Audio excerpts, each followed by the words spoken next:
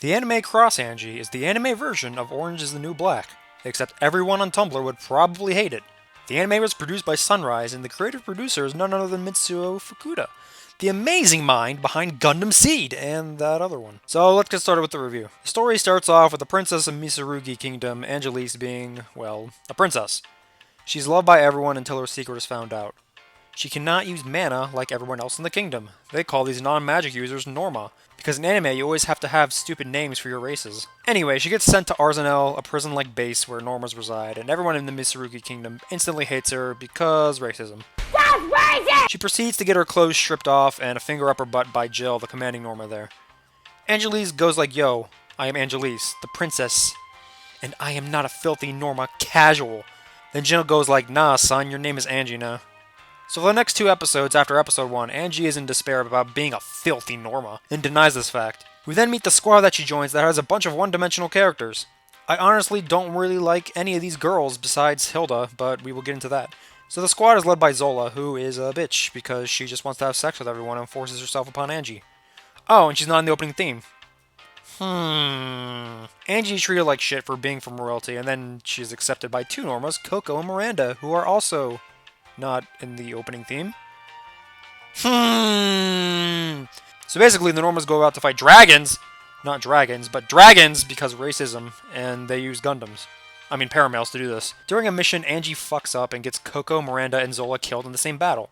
Okay, I'm just gonna say, if a character does not appear in the opening theme song, then that's pretty much a death flag for that character. Seriously, when I saw all 3 of these characters, I said to myself, they are all probably gonna die because they aren't in the opening theme song.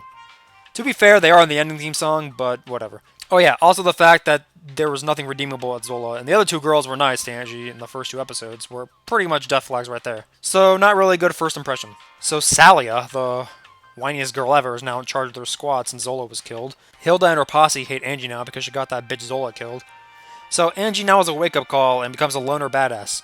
Oh yeah, and the 2 other girls, Vivian and Ursha. Ursha never becomes interesting, and I pretty much disliked her the whole way through. I didn't give a shit about Vivian until a certain story point, and her quiz time catchphrase was the most annoying thing ever and wasn't even cute. Oh yeah, and everyone randomly gets naked at points, and there's a ton of fan service.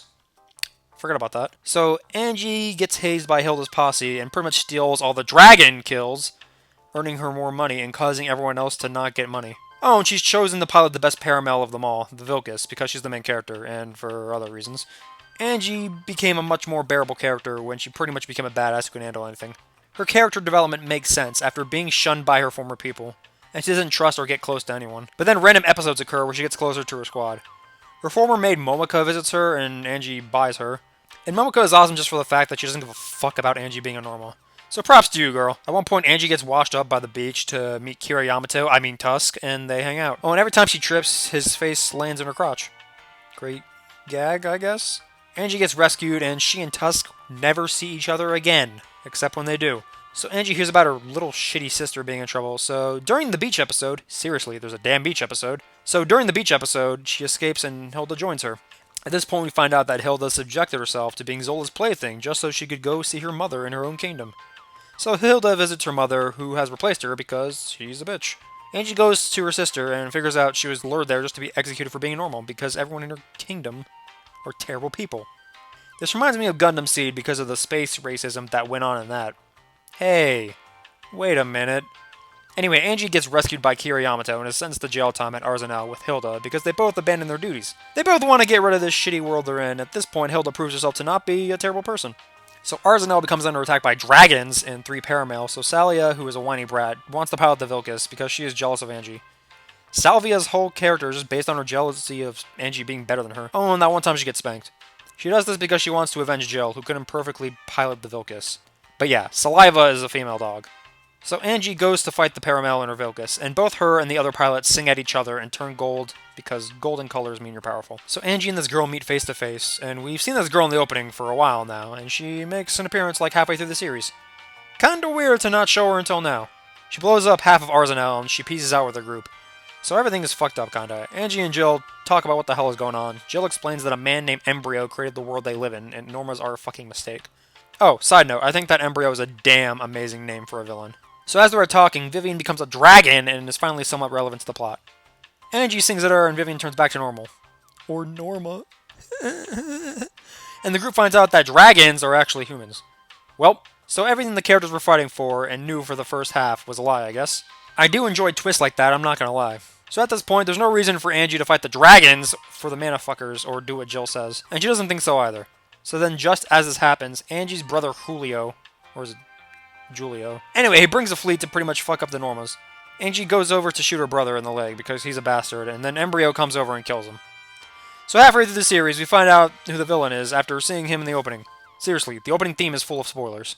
Oh, and because of her main character status, Angie uses the Vilkas to teleport herself, Tusk, and Vivian to a faraway place, to a world where monsters rule. I play the game like an ace. Now we're in this place. Sorry. Anyway, before this happens, Chris from Hilda's posse is shot in the head. Salami is an idiot. And Ursha finds burnt kids. Ursha's character is based on these kids. Honestly, you could remove Ursha from the show, and everything else would still be the same. She adds nothing. Embryo comes in and pretty much seduces them all with his powers. But anyway, Tusk, Dragon, Vivian, and Angie are pretty much on the first Earth that got fucked up by the war. Tusk and Angie share a kiss, because Angie is straight, I think. Wow. And then the paramel from before appears to take Angie to the Dragon place, which I can't remember the name of, and I don't feel like looking it up. Angie meets Salamandine and finds out that the dragons aren't bad people. Oh, and Vivian meets her mother, and it's kind of heartwarming, I guess. I expected her mom to die, but she never did, and it was nice to see a parent that wasn't shitty in this series and still be alive by the end of it. You don't get that in anime. Anyway, Angie plays a bunch of games with Salamandine for the sake of fan service. Seriously, they play Twister with no clothes. Anyway, Embryo's trying to merge the two worlds because he's a villain, so Salamandine and Angie stop them. Apparently, if they free the dragon aura from Embryo, then everything would be fine. So the dragons are good guys now. Yeah, I can deal with that. So the dragons are intercepted by Ragnamels, piloted by Chris, Ursha, and Salsa, my most hated characters of the show. Oh, and the two other Normas who get killed later, so we don't need to worry about them. Angie, Vivian, and Tusk get teleported to Arzenal, where they meet up with Hilda, Rosalie, Momika, and Jill's group. So Jill goes crazy with vengeance for Embryo raping her, and causes her friends to get killed, so she tries to force Angie to get into the fucking Vilkas and destroy him. Angie thinks she's fucking insane, so she knocks her out and escapes, only to be captured by Sora's group and taken to Embryo with her maid. Oh, and I just want to know, by the way, what was the point of Jill using a fake name if everyone already knows who the hell she is? Her real name is Electra, but she's like, nah, I'm Jill now. So Sally Acorn is still jealous of Angie, and Angie taunts her. I really like Angie. Embryo tries to get Angie to marry him, but the power of love is too strong, and Angie resists. Embryo touches Angie and makes her experience pleasure, which was, interesting to watch. She and Momika escape with the help of Supa because SpongeBob wants Embryo to have his way with her. Tusk appears to help, and Momika kills herself to protect Angie. Tusk then proceeds to blow himself up to help Angie.